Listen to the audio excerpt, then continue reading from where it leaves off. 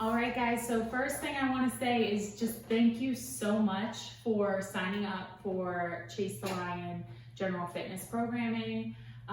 It's something that I've been wanting to do for a long time, and I have given it to some people in the past, but I haven't felt super confident yet, like releasing it to the masses. So the fact that you have faith in it and are willing to try it is just such a blessing to me, and I'm so thankful. So that being said, I want to give you a little bit of personalized coaching, even though it's not a personalized training program. So feel free to reach out to me at any time with questions, concerns, scaling options if you don't know how to scale something properly. I really want to make it as personal as possible, even though it is not a complete individualized program. So that's really important to me. So the first day of programming, we have some strength stuff planned, and that strength stuff is going to take you the majority of the programming. And then for anybody who wants to get in some conditioning, I added that in as well. So for the strength, we have 3 rounds of single leg RDLs, deficit push-ups, and dumbbell step-ups. Okay, so picking weights for all of this, you want to challenge yourself on all of your reps. So for example, I did 35s on my single leg RDLs. So I did 135. I held it in my one hand, and I held it in the same hand as the leg that was going back.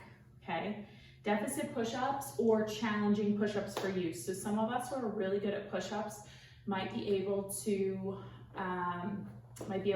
go to a deficit, putting hands on plates. Check out my push-up video for that. But anybody who cannot do a push-up full range of motion to the ground yet, I want you to elevate yourself up so you get that full range of motion and tap your chest off of a bench or a counter or a stable table, something like that. Either way, all 8 should be challenging. You might even have to break them up, and that's fine. So then we'll have 3 rounds of 8 right, 8 left, single leg, glute hip bridge. And if you can add a band for that to make that more challenging across your hips or across your knees, then check out that video for more description there. But if you don't have that, or you're kind of new to training, don't worry about the added band for resistance. Dumbbell bench is only 5 reps, so I want you guys to think about going heavy on that, as heavy as you can. And then 1 minute weighted wall sit hold. Weighted for anybody who's a little bit more advanced.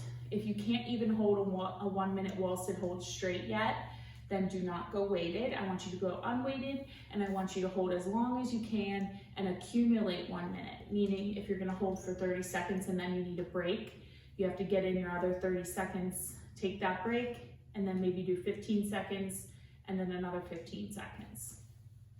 Then the last rounds are 3 rounds of that front, lateral, and then tricep kickback, goblet squats, and a D-ball to the chest. So if you have a D-ball, you're gonna pull it up to your chest and then just drop it. So we're not gonna go over the shoulder today. If you don't have a D-ball, I want you to find something that's like challenging for you to get under and pick up to your chest and then put back down. Now I want that to be safe, meaning we're not going to pick anything up with a rounded back. We're gonna use our legs and work on doing that correctly. So if you're not super comfortable with that, then I want you to go a little bit lighter and work on that positioning. That is a very functional movement. So it's something that I think is really important that we learn how to do correctly and really work on.